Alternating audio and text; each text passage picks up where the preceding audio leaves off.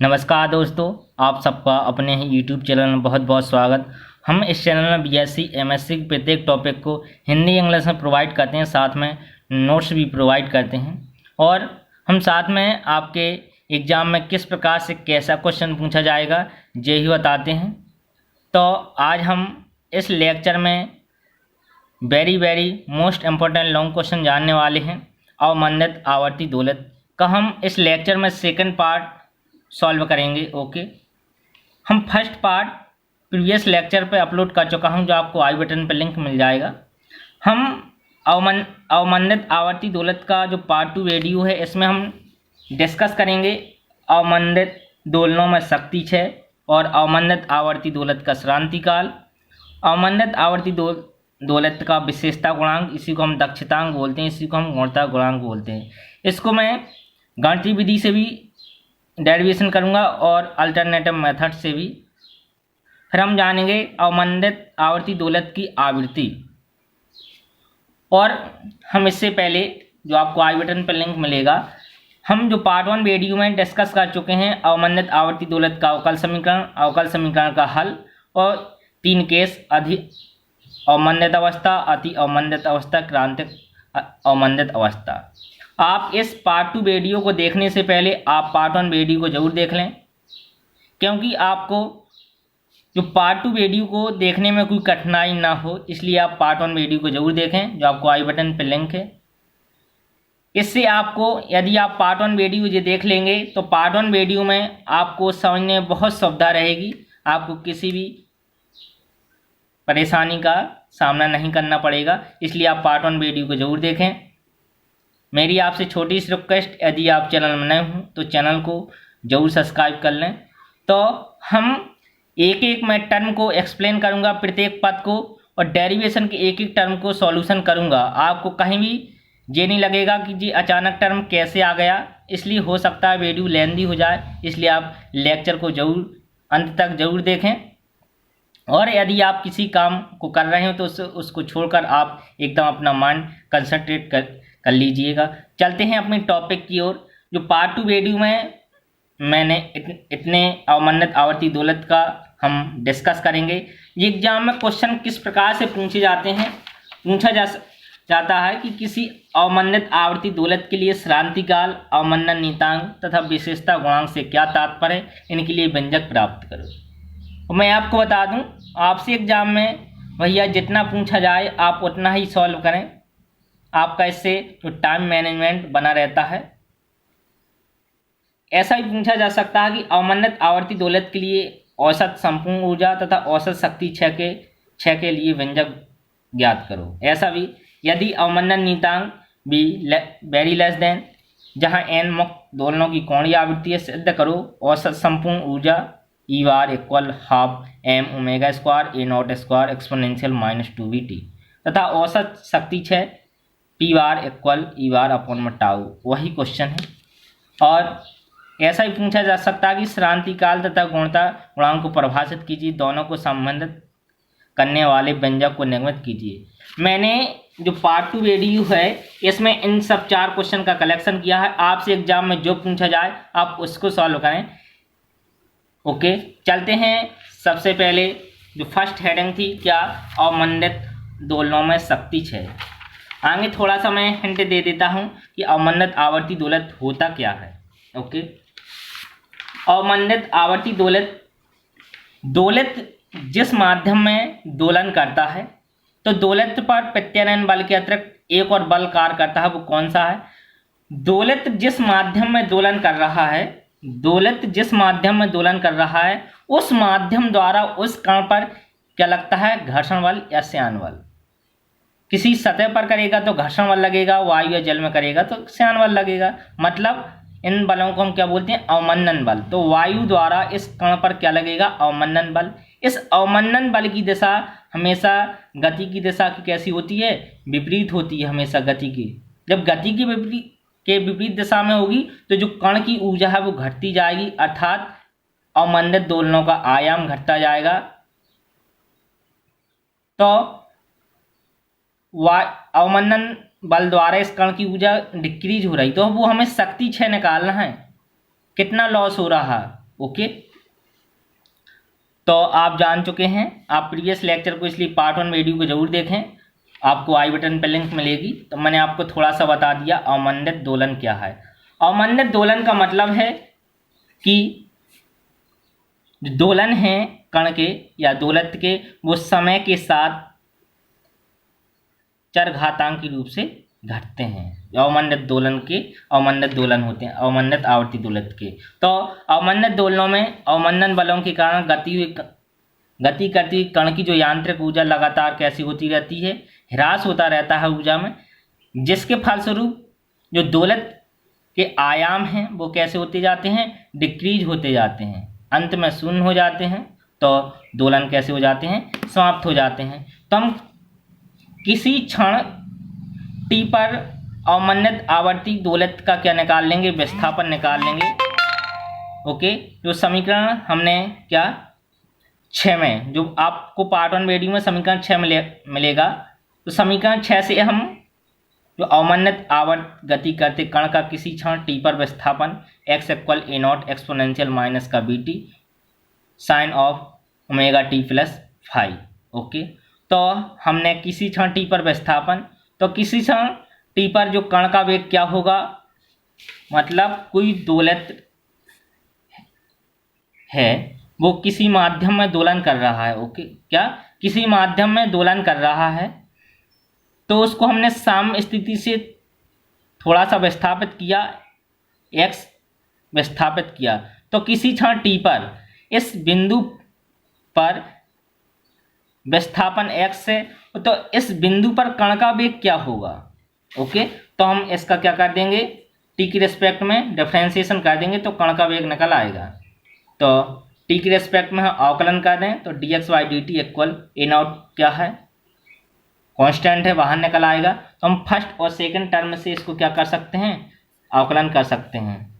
तो जी इसको हमने पहला फलन मान लिया, इसको दूसरा फलन, तो फर्स्ट फलन ज्यों कहते हो, दूसरे का अवकलन, तो sine omega T plus five का cos omega T plus five, omega T plus five का दोबारा डिफरेंस अवकलन होगा तो ओमेगा टी का 1 हो जाएगा और फाइव का 0 प्लस सेकंड ज्यों कहते हो फर्स्ट का अवकलन, तो एक्सपोनेंशियल माइनस बी टी का एक्सपोनेंशियल माइनस बी टी का अगेन होगा तो माइनस का भी टी का 1 हो जाएगा। इसमें कॉमन हो रहा, कॉमन ले लेंगे एक्सपोनेंशियल माइनस बी टी का, तो इतना बचेगा D X by D T equal A naught exponential minus का B T minus B sine omega T plus five plus omega cos omega T plus five. Okay, समीकरण हमने 15 दे दिया। आप जी ना सोचें समीकरण इतनी जल्दी 15 कहाँ से आ गया। हमने जो पार्ट 1 वीडियो थे उसमें हमने समीकरण क्रम तरीका से दी है, इसलिए मैंने कहा था आप पार्ट 1 वीडियो को देख लें तो आपको बहुत अच्छी तरह से समझ में आ जाएगा, जो मैं आपसे प्रोमाइज करता हूं। और आप एक ही बार वीडियो को देखें अच्छी तरह से कंसंट्रेट होके। ओके, तो जी हमने निकाल ली कण का वेग। यदि कण का द्रव्यमान स्मॉल m है तो कण की गतिज ऊर्जा क्या होगी, k equal half M B square होता है, तो k इक्वल हाफ m, हमने जो कण का वेग है उसकी वैल्यू पुट कर दी समीकरण 15 से। ओके, तो इसका स्क्वायर करना है तो हमने स्क्वायर कर दिया। ओके, इसको हमने क्या दे दिया, समीकरण 16। आप इसका स्क्वायर कर दीजिएगा तो A not square exponential minus का 2bt, इसमें हमने a प्लस बी का होल स्क्वायर करेंगे जब स्क्वायर करना है, तो B square sine square omega T plus five plus omega square cos square omega T plus five minus 2b omega sine omega T plus five into cos omega T plus five, समीकरण 16 दे दिया। हमने कण की गतिज ऊर्जा निकाल ली, तो अब क्या निकाल लेंगे, कण की स्थितिज ऊर्जा। कण की स्थितिज ऊर्जा का मतलब हमने कण को साम्य स्थिति से x विस्थापित किया है, मतलब x बराबर 0 से x विस्थापित किया, साम्य स्थिति से x विस्थापन किया है। तो साम्य स्थिति से x तक विस्थापित करने में जो किया गया कार्य होता है वो विस्थापन x पर कण की क्या कहलाती है, स्थितिज ऊर्जा। रिपीट कर रहा हूं, हमने कण को साम्य स्थिति से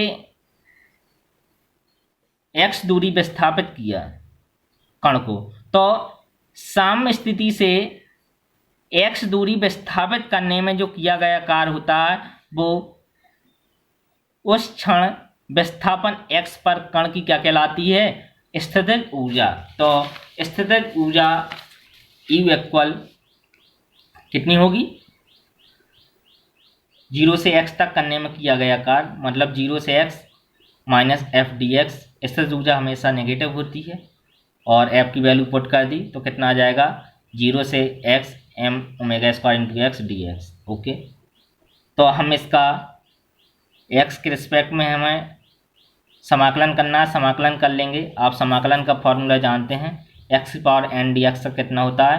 पावर में एक जोड़ दिया जाता है, उसी से डिवाइड कर दिया जाता है। ओके, तो हमने फार्मूला अप्लाई किया, उच्च सीमा निम्न सीमा वैल्यू पुट कर दी तो कण की स्थितिज ऊर्जा क्या आ गई? U equal m omega square into x square by 2। Okay, तो इधर से जो x किसी क्षण t पर विस्थापन था, हमने इसकी वैल्यू पुट कर दी।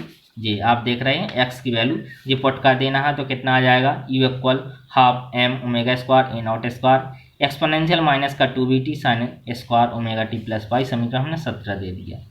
हमने कण की गतिज ऊर्जा निकाल ली और स्थितिज ऊर्जा निकाल ली, तो एक आवर्त काल में दोलक की औसत संपूर्ण ऊर्जा निकाल लेंगे। तो एक आवर्त काल में दोलक की औसत संपूर्ण ऊर्जा निकालनी है तो एक आवर्त काल में औसत गतिज ऊर्जा, एक आवर्त काल में औसत स्थितिज ऊर्जा। तो ये औसत संपूर्ण ऊर्जा को या ई बार से डिनोट करें या ई ए बी। ओके, तो K V plus U A B. समीकरण 18 दे दिया। हमें औसत एक आवर्त काल में औसत गतिज ऊर्जा और एक आवर्त काल में औसत स्थितिज ऊर्जा की आगे वैल्यू निकालना है और समीकरण 18 में पुट कर देंगे तो हम एक आवर्त काल में दोलक की संपूर्ण ऊर्जा निकाल लेंगे। जब हमारी संपूर्ण ऊर्जा निकल आएगी तो हम एक आवर्त काल में शक्ति क्षय आराम से निकाल लेंगे। P bar equal minus D E bar by D T. हमें शक्ति क्षय निकालने से पहले हमें औसत संपूर्ण ऊर्जा तो निकालनी पड़ेगी ना, तो हम औसत संपूर्ण ऊर्जा निकालने के बाद शक्ति क्षय निकालेंगे। ओके, तो एक आवर्त काल में कण की औसत गतिज ऊर्जा तो कितना? काइनेटिक एनर्जी एवरेज औसत गतिज ऊर्जा इक्वल 0 से t। एक आवर्त काल में निकाल रहे तो एक आवर्त काल में के डी टी अपॉन में t। ओके, तो वही लिख दिया। आप जो हमने गतिज ऊर्जा निकाली थी जिसको हमने समीकरण क्या दिया था? 16 दिया था। आप के की वैल्यू पुट कर लेंगे तो समीकरण 16 से हमने के का मान रख लिया तो कितना आ गया? के एवरेज इक्वल 1/t 0 से t, जो हमने ज्यों करते हैं रख दिया के की वैल्यू। ओके, फिर जो आप देख रहे जो कांस्टेंट टर्म होने बाहर निकाल लेंगे, जो t वाला फंक्शन है उसका क्या करेंगे? समाकलन करेंगे। ओके, तो आप देख रहे half 1/2 m A not square exponential minus का 2bt, ये कांस्टेंट है तो हम क्या निकाल लेंगे? बाहर निकाल लेंगे। आप सोच रहे होंगे इसमें भी तो t का फंक्शन है सर, आपने जी बाहर क्यों निकाल लिया? इसका भी समाकलन करना चाहिए। हमने एक आवर्त काल के लिए हम ये मान के चलेंगे कि जो दोलन का आयाम लगभग कैसा रहता है? कांस्टेंट रहता है।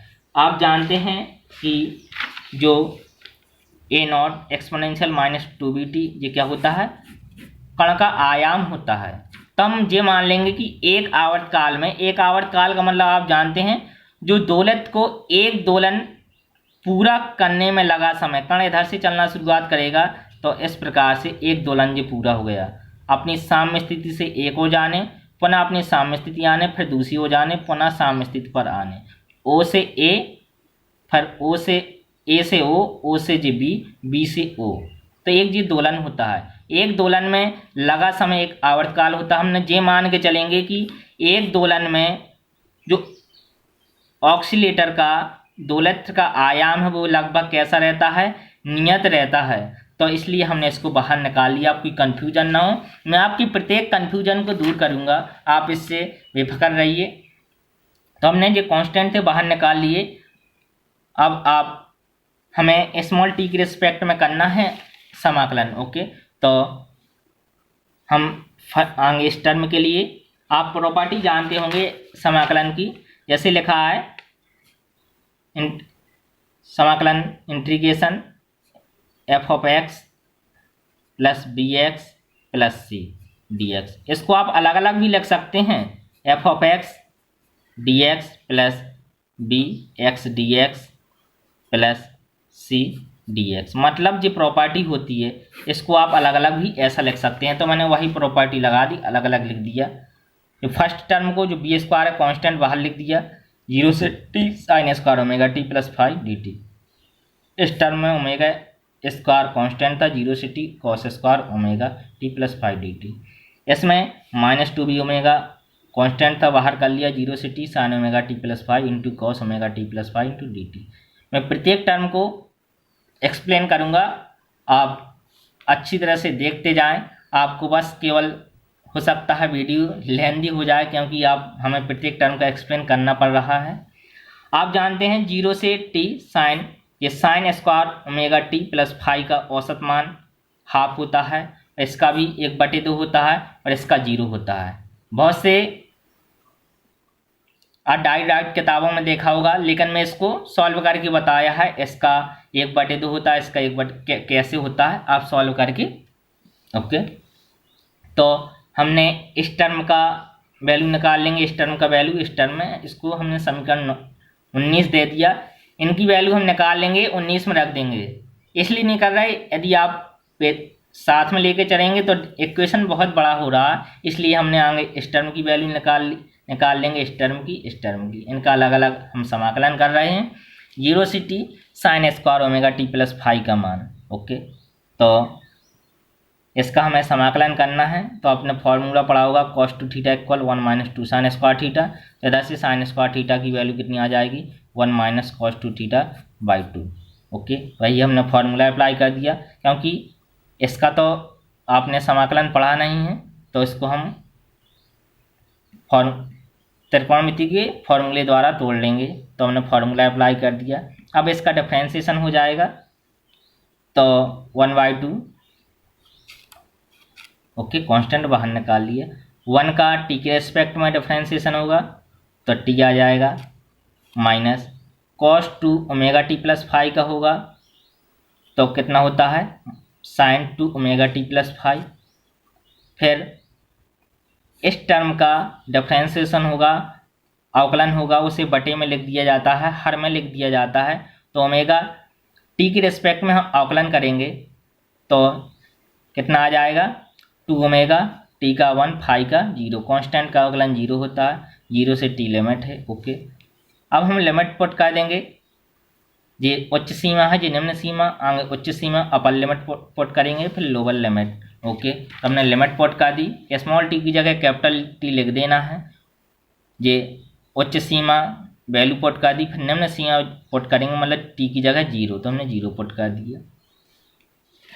अब आप फॉर्मूला जानते हैं आवर्तकाल, T equal 2 pi by omega, तो ओमेगा इंटू टी की वैल्यू 2 पाई आ जाएगी, तो ओमेगा इंटू टी की जगह हमने 2 पाई रख दिया। ओके, अब इसे हम आगे सॉल्व करेंगे, तो 1/2 capital T minus sine 4 pi by 2 5 by 2 omega plus sine 2 pi by 2 omega. Okay, इसको साइन 4 पाई बाई 2 5 इक्वल कितना होता है, साइन 2 पाई। आपने चतुर्थांश में पढ़ा होगा। ओके, चतुर्थांश में क्या पढ़ा है, जो first second third fourth. Okay, जो फर्स्ट चतुर्थांश में सभी कैसे होते हैं, पॉजिटिव। जो 90 और 270 में जोड़े जाते हैं वो उनकी निष्पत्ति चेंज हो जाती है। 180 और 360 में जोड़ी जाती है तो उनकी निष्पत्ति चेंज नहीं होती है। आपने पढ़ा होगा, हम इसको ऐसा लिख सकते हैं। ओके, तो sin 2 pi by 2 omega plus sin 2 pi by 2 omega, ये कैंसिल हो रहा है, कैंसिल कर देंगे तो t बाई टी इसकी वैल्यू आ गई। इसी प्रकार से हम cos square omega T plus 5 का औसत मान निकाल लेंगे एक आवर्तकाल में। तो 0 से t। ओके, इसको भी हमने इस फॉर्मूले की सहायता से तोड़ लिया, तो इधर से cos स्क्वायर थीटा की value 1 plus cos 2 theta by 2। Okay, इसको भी हमने त्रिकोणमिति की सहायता से लिख लिया। अब हम इसका समाकलन हो रहा, हम समाकलन कर लेंगे। 1 का टी के रेस्पेक्ट में होगा तो small T plus cos 2 omega T plus 5 का होगा, टी के रेस्पेक्ट में समाकलन, तो साइन 2 ओमेगा टी प्लस 5 तो इसका अगेन अवकलन होगा वो हर में लिख देंगे, तो 2 ओमेगा टी का 1 हो जाएगा, फाई का 0 हो जाएगा, 0 से टी। अपर लिमिट पुट कर देंगे, लोअर लिमिट पुट कर देंगे। उसी प्रकार से इसको भी सॉल्व करना है, तो इसको सॉल्व किया तो इसकी भी t/2 वैल्यू आएगी। या तो आपके पास टाइम कम है तो आप डायरेक्ट इनकी वैल्यू लिख सकते हैं, लर्न कर सकते हैं। मैंने वैल्यू निकाल के बता दी है। ओके, 0 से t sign omega T plus 5 into cost omega T plus 5 dt का मान इसका निकालना है। तो हम थोड़ा सा सोचेंगे इसका मान कैसे निकालें। हमने सोचा हर अंश में 2 का गुणा 2 का भाग कर दें। ओके, फिर एक फॉर्मूला बन रहा है साइन 2a का फॉर्मूला क्या होता है, 2 sign A into cos A. Okay, ये फॉर्मूला बन रहा है, एंगल समान है ना, तो हमने फॉर्मूला अप्लाई कर दिया। तो जिस साइन 2a का फॉर्मूला बन रहा था, तो साइन 2 ये एक ही वैल्यू है, तो ओमेगा टी प्लस 5 dt। अब आप साइन फंक्शन का क्या जानते हैं, समाकलन जानते हैं। तो कितना होता है साइन थीटा का समाकलन, साइन थीटा का समाकलन होता है माइनस का कॉस थीटा। ओके, तो समाकलन कर देंगे minus cos 2 omega T plus 5, 2 omega T plus 5 का क्या होगा, अवकलन होगा, हर में लिख देंगे, तो 2 ओमेगा टी का 1 हो जाएगा, 5 का 0, 0 से टी। अपर लिमिट पुट कर देंगे, लोअर लिमिट पुट कर देंगे। इसको सॉल्व कर लिया। ओके, सॉल्व कर लेंगे, इसकी वैल्यू कितनी आ जाएगी, जैसे जे कैंसिल तो 0 आ जाएगा। ओके, तो इस प्रकार से हमने इन तीनों की वैल्यू निकाल ली। ओके, या तो आप इन तीनों की वैल्यू लर्न कर सकते हो t/2, इसकी भी t/2, इसकी 0 होती है। या तो आप डायरेक्ट पुट कर दें, या तो मैंने निकाल के बता दी कैसे आती है। तो हमने इन तीनों टर्मों की वैल्यू समीकरण 19 पुट कर देंगे, तो कितना आ जाएगा, औसत गतिज ऊर्जा equal m a not square exponential minus का 2bt अपॉन में 2t b square t/2 plus omega square t/2 minus का 0। तो इसको हमने कॉमन हो रहा, कॉमन ले लिया t/2 का, तो कितना आ जाएगा k average equal m a not square exponential minus का 2bt into T upon 4t b square plus omega square. जो b का मान है ओमेगा की तुलना में अति अल्प है, b का मान ओमेगा की तुलना में अति अल्प है, तो b स्क्वायर का मान तो और छोटा हो जाएगा। यदि जैसे b का मान 0.02 है, तो b स्क्वायर का मान कितना होगा, 0.004। इसलिए ये इसके ओमेगा स्क्वायर की तुलना में नगण्य है, इसलिए इसको छोड़ देंगे। ओके, तो k average equal 1/4 m a not square omega square exponential minus का 2bt। हमने औसत गतिज ऊर्जा की वैल्यू निकाल ली है, समीकरण 20 दे दिया।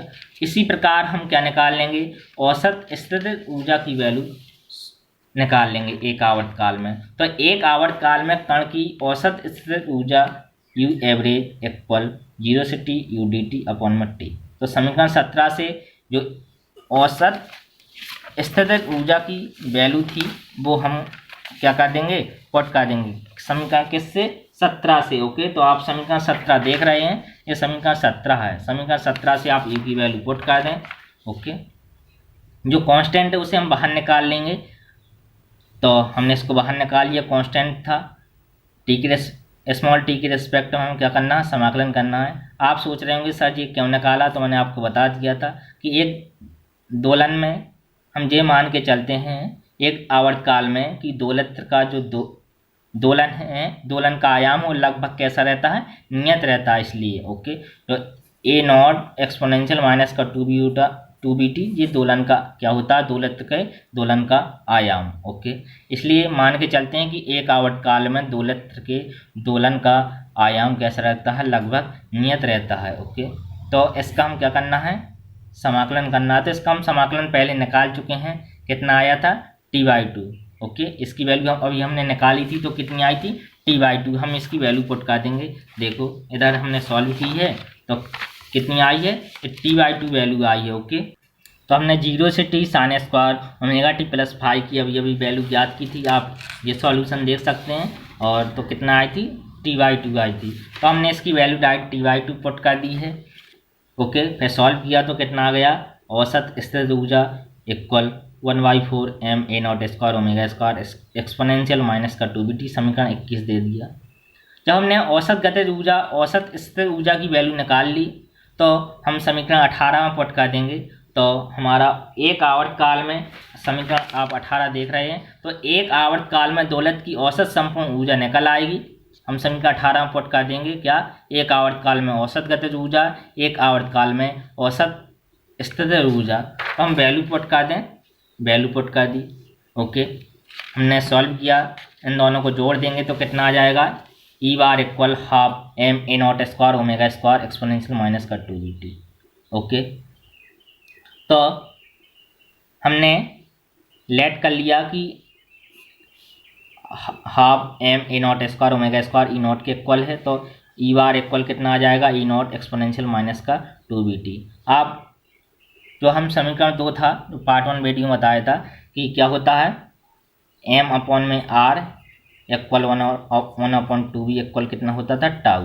ओके, तो इधर से आप 1/2b की वैल्यू कितनी रख सकते हैं, टाउ। तो हमने टाउ की वैल्यू पुट, 1/2b की वैल्यू पुट करेंगे तो कितना आ जाएगा, टाउ। तो कितना आ जाएगा, E bar equal E naught exponential minus का टी अपॉन में टाउ। इसे हमने समीकरण 22 दे दिया, जहाँ ई नॉट इक्वल कितना है, जो हमने माना था half M A not square omega square. इस प्रकार से हमने क्या निकाल लिया, जो अवमंदित दोलनों में निकाय की औसत ऊर्जा समय के साथ कैसी घटती है, चरघातांकी रूप से घट रही है। आप इस इक्वेशन से क्या देख पा रहे हैं, जो औसत निकाय की औसत ऊर्जा है वो किसका फंक्शन है, एक्सपोनेंशियल का फंक्शन है। आप देख रहे हैं इधर, तो ये एक्सपोनेंशियल माइनस इस प्रकार से ये है, तो इसका ग्राफ बनता है। इसका मतलब ये है कि जो औसत ऊर्जा है वो समय के साथ कैसी घट रही है, चरघातांकी रूप से।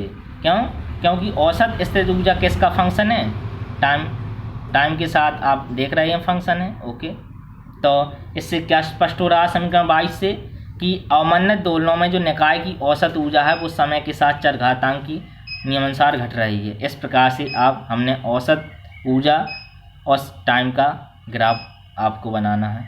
उम्मीद करता हूँ समझ में आ रहा होगा। आप अपना हौसला जारी रखिएगा और अच्छी तरह से देखते जाइएगा, आपको एक एक टर्म समझ में आ जाएगा। ये एग्जाम की दृष्टि से बहुत इम्पोर्टेंट है।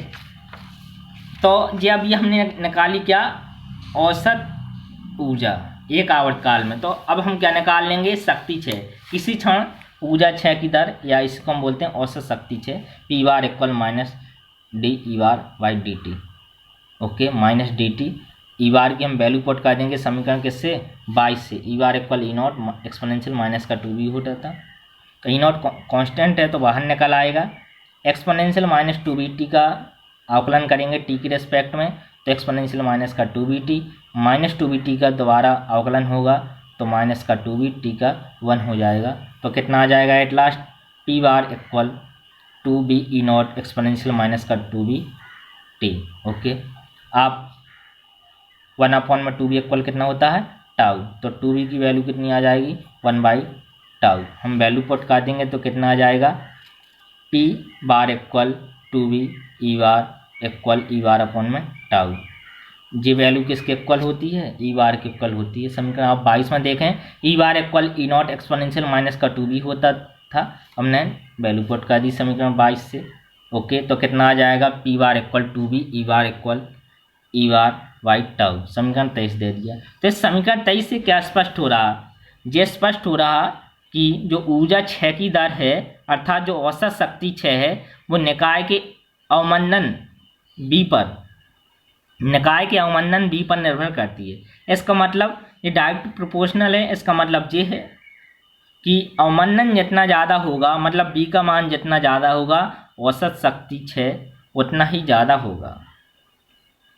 जो हमें ये औसत शक्ति क्षय है, मतलब जो ऊर्जा का ह्रास हो रहा, जो हमें दोलन निकाय में किसके रूप में प्राप्त होती है, ऊष्मीय ऊर्जा के रूप में प्राप्त होती है। अब हम निकालेंगे अवमंदित आवर्ती दोलक का श्रांति काल, रिलैक्सेशन टाइम।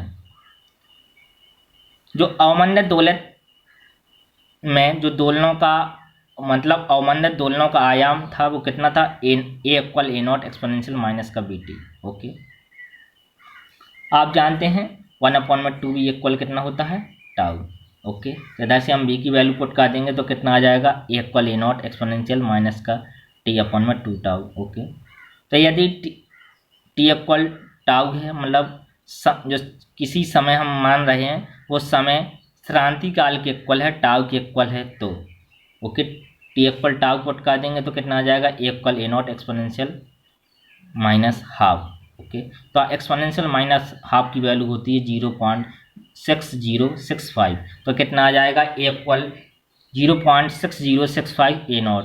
तो इधर से आप क्रांति काल की डेफिनेशन क्या निकाल सकते हैं आयाम के टर्म में, कि अवमंदित सरल आवर्ती दोलक का क्रांति काल वह समय है, ओके वह समय है जिसमें उसका आयाम घटकर अपने प्रारंभिक आयाम है, प्रारंभिक आयाम का कितना गुना रह जाता है, 0.6065। मतलब शुरुआत में जो दोलन का आयाम ज़्यादा है। ओके, क्रांति काल वह समय है जिसमें उसका आयाम अपने प्रारंभिक आयाम का घटकर कितना गुना रहता है, 0.6025। मतलब थोड़ा सा क्या हो जाता है, डिक्रीज हो जाता है उसका आयाम। ओके, जिस क्रांति काल है। हम क्रांति काल की डेफिनेशन ऊर्जा के टर्म में फाइंड करें तो आप समीकरण 22 से जो औसत संपूर्ण ऊर्जा निकाली थी, E bar equal E naught exponential minus का 2VT। ओके, तो यदि टी इक्वल टाउ हो तो E bar equal E naught exponential minus का 1, एक्सपोनेंशियल -1 की वैल्यू कितनी होती है, 0.37, तो E bar equal 0.37 E not. तो इससे अवमंदित आवर्ती दोलक का क्रांति काल की डेफिनेशन क्या बन रही है, अवमंदित आवर्ती दोलक का क्रांति काल वह समय है जिसमें उसकी कुल ऊर्जा घटकर अपनी प्रारंभिक ऊर्जा की 0.37 रह जाती है। ओके, तो ये क्रांति काल है। क्रांति काल का मतलब आप चाहे आयाम के टर्म में डेफिनेशन लिख दें या ऊर्जा के टर्म में लिख दें, वो आप पर डिपेंड करता है कि अवमंदित आवर्ती दोलक का क्रांति काल क्या है।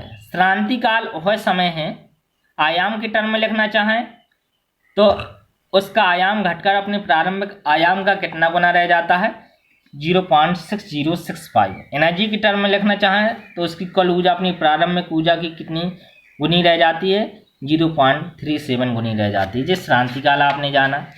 अब आप अवमंदित आवर्ती दोलक का विशेषता गुणांक, जिसको हम दक्षतांक बोलते हैं, जिसको हम गुणता गुणांक भी बोलते हैं, क्वालिटी फैक्टर, इसको मैं 2 विधियों से सॉल्व करूंगा, मैथमेटिकल भी और वैकल्पिक विधि भी। ओके, गणितीय विधि आगे जान लेंगे। जो किसी भी दोलक का विशेषता गुणांक हो वो उस दोलक की दक्षता को व्यक्त करता है, जिसे हम Q से प्रदर्शित करते हैं, दक्षता। किसी दोलक का जो विशेषता गुणांक किसी क्षण एकत्रित औसत ऊर्जा तथा एक आवर्तकाल में ऊर्जा की हानि की निष्पत्ति तथा 2 पाई की गुणनफल के बराबर होता है। ओके, एक बार रिपीट कर रहा हूं, किसी दोलक का विशेषता गुणांक किसी क्षण एकत्रित औसत ऊर्जा,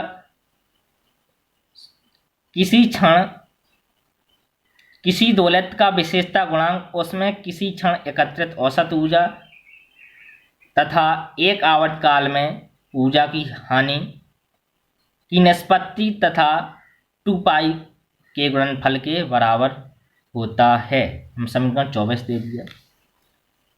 Q इक्वल 2 पाई, किसी क्षण एकत्रित औसत ऊर्जा कितनी है, ई बार अपॉन एक आवर्तकाल में ऊर्जा की हानि कितनी है, P bar into T. Okay, तो इधर से हम क्या करेंगे, फॉर्मूला अप्लाई करेंगे, T equal 2 pi by omega होता है। ओके, तो हमने टी की वैल्यू पुट कर दी तो कितना बचेगा, Q इक्वल ई बार ओमेगा अपॉन पी बार। तो समीकरण 23 से हम पी बार की वैल्यू पुट कर देंगे ई बार अपॉन में टाउ, मतलब औसत शक्ति 6 की वैल्यू पुट कर दी तो कितना आ जाएगा, कैंसिल हो रहा, कैंसिल कर देंगे तो Q equal omega into tau.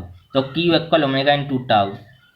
तो हमने अवमंदित आवर्ती दोलक का विशेषता गुणांक कोणीय आवृत्ति गुणे क्रांति काल। ओके, समीकरण 25 दे दिया। जब हमने मैथमेटिकल, आप इस विधि से भी इसका डेरिवेशन कर सकते हैं या आपको जे सरल न लगे तो एक दूसरी विधि भी, वैकल्पिक विधि। समीकरण 22 से किसी क्षण टी पर जो दोलक में हमने एकत्रित औसत ऊर्जा समीकरण 22 में फाइंड की थी, ये E bar equal half M A not square omega square exponential minus का टी अपॉन में टाउ। ओके, तो जो हम वैकल्पिक विधि में ये करेंगे कि किसी क्षण एकत्रित औसत ऊर्जा हम लिख देंगे और एक आवर्त काल में ऊर्जा की कितनी हानि हो रही है वो निकाल के इस समीकरण 24 में रख देंगे। तो हम अवमंदित आवर्ती दोलक का क्या निकाल लेंगे, विशेषता गुणांक निकाल लेंगे। तो एक आवर्त काल के बाद किसी क्षण, एक आवर्त के बाद क्षण t प्लस टी पर दोलत्र में एकत्रित औसत ऊर्जा। ओके, हम किसी क्षण टी पर ये निकाली थी। ओके, किसी क्षण टी पर निकाली तो एक आवर्त काल के बाद, एक आवर्त काल के मतलब इसमें कैपिटल टी और जोड़ दें, मतलब एक आवर्त काल के बाद निकाल रहे हैं, मतलब स्मॉल टी की जगह small T plus capital T रख देना है। तो हमने रख दिया। तो एक आवर्त काल के बाद, और यदि आपने 2 सेकंड में निकाली दोलत में एकत्रित औसत ऊर्जा, यदि आप 3 सेकंड में निकालें, मतलब 3 सेकंड में, तो 2 से 3 सेकंड में वो कितनी ऊर्जा की हानि हुई है वो हम निकाल सकते हैं। ओके, तो वही हमने किया है। अब निकाल लेंगे एक आवर्त काल में ऊर्जा की हानि, डेल्टा इक्वल कितनी हो, इधर से ई बार माइनस ई बार डैश। ओके, मतलब टी पर, किसी क्षण टी पर दोलत में एकत्रित औसत ऊर्जा माइनस टी प्लस टी पर दोलत में एकत्रित औसत ऊर्जा। ओके, आपके पास हम 2 सेकंड पर निकाली थी दोलत में औसत ऊर्जा, मान लो वो 2 जूल थी, और 1 सेकंड बाद 1 जूल बची, तो ऊर्जा की हानि 1 जूल की होगी ना। तो वही हम निकाल रहे हैं एक आवर्त काल में कितनी हो रही ऊर्जा की हानि। ओके, तो ऊर्जा की हानि हमने वैल्यू पुट कर दी, फिर हमने क्या निकाल लिया, एक आवर्त काल में ऊर्जा की हानि। हम समीकरण 24 में किसी क्षण एकत्रित औसत ऊर्जा ये वैल्यू पुट कर देंगे और एक आवर्त काल में ऊर्जा की हानि पुट कर देंगे। तो हमारा अवमंदित आवर्ती दोलक का क्या निकल आएगा, विशेषता गुणांक। तो Q इक्वल 2 पाई गुणे, तो ये हमने किसी क्षण टी पर दोलक में एकत्रित औसत ऊर्जा की वैल्यू पुट कर दीजिए। तो half M A not square omega square exponential minus T by tau. Okay, upon ये हमने एक आवर्त काल में ऊर्जा की हानि की वैल्यू पुट कर दी।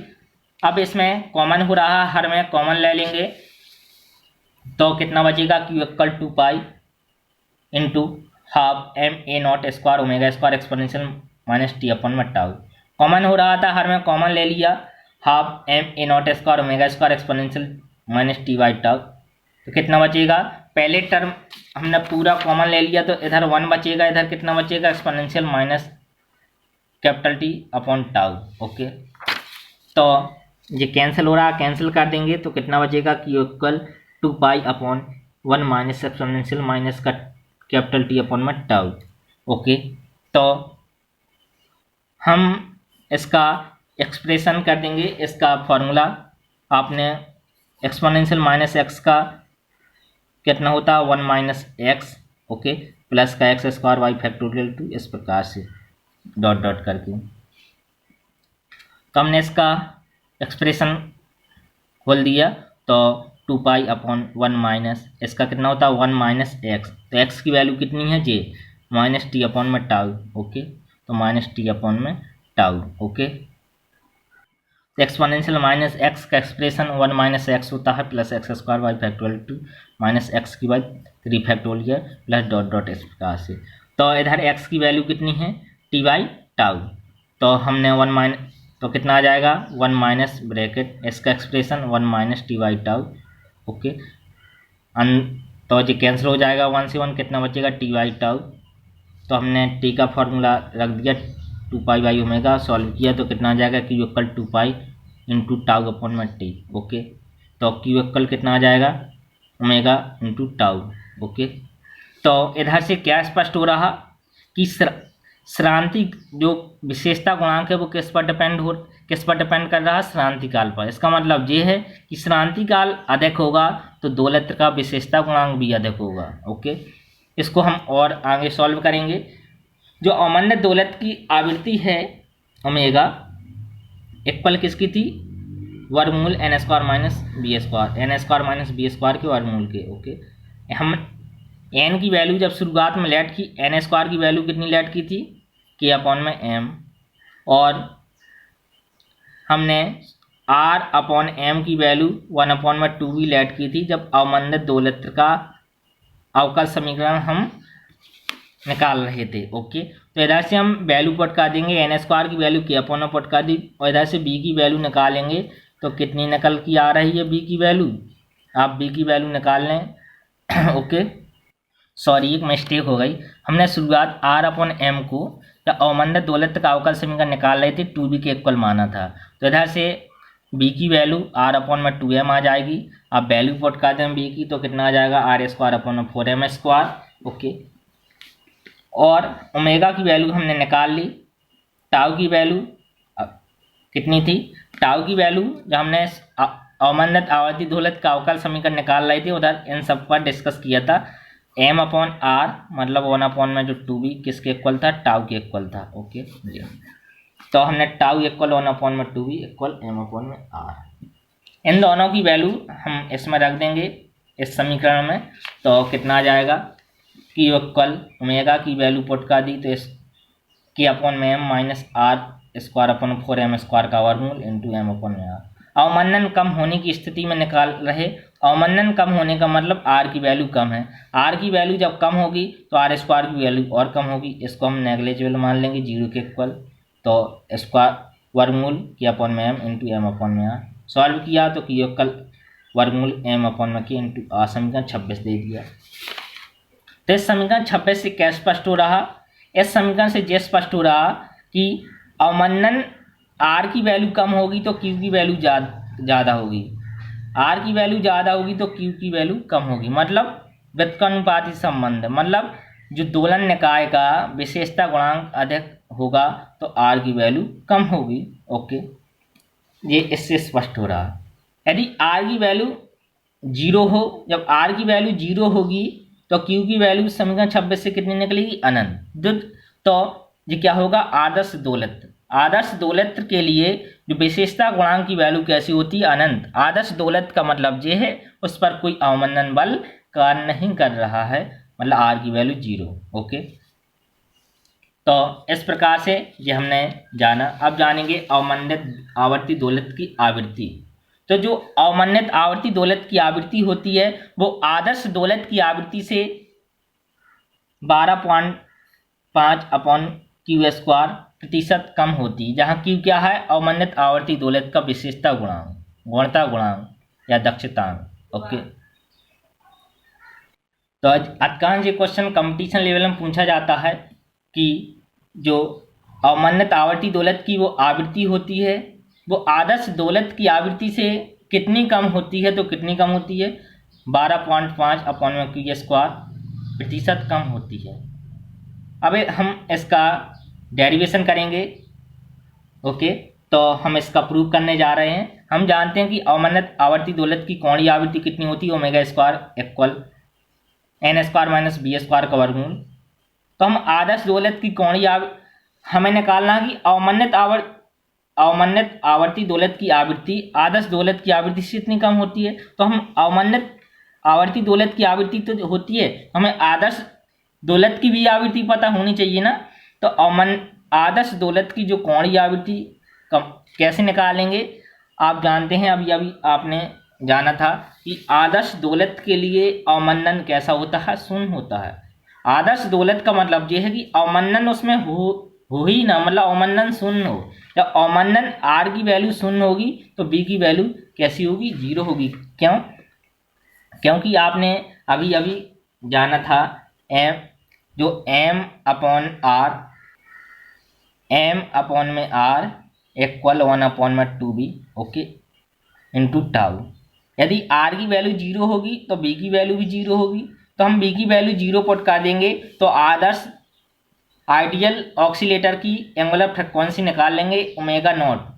ओके, तो बी की वैल्यू 0 पुट कर देंगे तो ओमेगा नॉट की वैल्यू कितनी आ जाएगी, n। हमने बी की वैल्यू 0 पुट की तो ओमेगा नॉट इक्वल n आ जाएगा। तो आदर्श दोलत्त की कोणीय आवृत्ति कितनी निकल आई, n। n क्या है, मुक्त दोलनों की कोणीय आवृत्ति, मतलब जो आदर्श दोलत्त है, आइडियल ऑक्सीलेटर है, वो मुक्त दोलन करता है। कैसे, कौन से दोलन करता है, मुक्त दोलन, इसलिए उसकी आवृत्ति मुक्त दोलनों की आवृत्ति के बराबर है। और अवमंदित आवर्ती दोलत्त की कोणीय आवृत्ति n square minus B square के वर्गमूल के बराबर होती है। ओके, तो हम इन दोनों का अनुपात कर देंगे, omega upon omega nought equal N square upon B square का वर्गमूल अपॉन में एन। इसको सॉल्व किया तो कितना आ जाएगा, square root of 1 minus B square upon में एन स्क्वायर। इसको हम क्या लिख सकते हैं, 1 माइनस बी स्क्वायर अपॉन में एन स्क्वायर का वर्गमूल को हाफ पावर। ओके, हम चूंकि जो विशेषता गुणांक इक्वल अभी कितना हमने प्रूव किया था, ओमेगा इंटू टाउ। अवमन्यत आवर्ती दोलक का विशेषता गुणांक ओमेगा इंटू टाउ होता है। लगभग हम ये मान के चलेंगे कि वो आदर्श दोलक के विशेषता गुणांक के इक्वल है, omega naught into tau. Okay, आप टाउ की वैल्यू इधर से पुट कर देंगे, 1 अपॉन में 2 भी होता है तो n अपॉन में 2 भी। ओके, तो इधर से हम b अपॉन एन की वैल्यू निकाल सकते हैं। तो आप इधर से देख रहे b अपॉन एन की वैल्यू कितनी आ जाएगी, 1 अपॉन में 2 क्यूब निकल आई ना, 1 अपॉन में 2 क्यूब, क्योंकि हमें क्यू के टर्म में सॉल्व करना है। अवमन्यत आवर्ती दोलक की जो आवृत्ति होती है वो आदर्श दोलक की आवृत्ति से 12.5 अपॉन क्यू स्क्वायर प्रतिशत कम होती है। तो हमें क्यू के टर्म में फाइंड करना है, तो हम बी अपॉन एन की वैल्यू क्यू के टर्म में रखनी पड़ेगी। तो हमने वैल्यू पुट कर दी, तो ओमेगा अपॉन में omega nought equal 1 minus 1 upon में 2 क्यू का होल स्क्वायर की होल पावर कितनी, हाफ। इसको सॉल्व किया तो कितना आ जाएगा। ओके, ये हमने इसको आगे सॉल्व करेंगे तो कितना आ जाएगा, 1 माइनस 1 अपॉन में 4 क्यू स्क्वायर की पावर हाफ। ओके, फिर हमने आपने द्विपद पर में पढ़ी होगी कि 1 प्लस एक्स की पावर कितनी है, n है। इसको हम क्या लिख सकते हैं, 1 प्लस एन एक्स, क्या लिख सकते हैं, 1 प्लस एन एक्स। तो हमने ऐसे द्विपद प्रमेय का प्रसार से ऐसा लिख सकते हैं 1 प्लस एन एक्स, तो इसको भी हमने लिख दिया। जो पावर होती है वो x के जो लास्ट टर्म होता है इसमें क्या कर देते हैं, 1 प्लस एक्स की पावर n, इसका मैं द्विपद प्रमेय से प्रसार करना है तो 1 प्लस एन एक्स, और फिर n माइनस का 1 एक्स स्क्वायर बाई फैक्टोरियल, इस प्रकार से लिख सकते हैं। तो 1 प्लस एक्स, तो ये क्या हो जाएगा, ये घात के इसमें गुणा कर देंगे तो कितना आ जाएगा, 1 minus 1/2 into 1 upon 4 Q square, तो कितना हो जाएगा 1 माइनस 1 अपॉन में 8 क्यू स्क्वायर। ओके, इसको हमने द्विपद प्रमेय से प्रसार कर दिया। फिर हम इसका पक्षांतर कर लेंगे तो 1 माइनस ओमेगा अपॉन में ओमेगा नॉट इक्वल 1 अपॉन में 8 क्यू स्क्वायर। एलसीएम हो रहा है, एलसीएम ले लेंगे ओमेगा नॉट का, तो omega naught minus omega equal 1 upon में 8 क्यू स्क्वायर। तो जो हमने विचलन निकाल लिया, आवृत्ति में विचलन, तो आवृत्ति में प्रतिशत कमी कितनी हो रही है, हम प्रतिशत में से व्यक्त कर लेंगे। तो प्रतिशत में हम व्यक्त कर लिया, 8 का 100 में भाग देंगे तो कितना आ जाएगा, 12.5 अपॉन में क्यू स्क्वायर प्रतिशत। तो इधर से हम क्या निकाला कि जो अवमन्यत आवर्ती दोलक की आवृत्ति है ना, वो आदर्श दोलक की आवृत्ति से कितनी कम है, 12.5 अपॉन में क्यू स्क्वायर प्रतिशत कम होती है। तो ये हमने आवृत्ति में प्रतिशत कमी फाइंड कर ली, समीकरण 27 दे दिया, तो हमारा टॉपिक समाप्त हो गया। उम्मीद करता हूँ समझ में आ गया होगा। यदि आपको कहीं भी प्रॉब्लम है तो आप कमेंट बॉक्स में जाकर कमेंट करिए, हम आपकी वो प्रॉब्लम सॉल्व कर देंगे। मेरी आपसे छोटी सी रिक्वेस्ट कि आप इस वीडियो को ज़्यादा से ज़्यादा अपने दोस्तों को शेयर कर दीजिएगा, और यदि आपको और ये वीडियो को दोबारा भी देख सकते हैं तो आपको और अच्छी तरह से कंफर्म हो जाएगा। हम आपसे मिलते हैं बहुत ही जल्द नेक्स्ट वीडियो के साथ। धन्यवाद।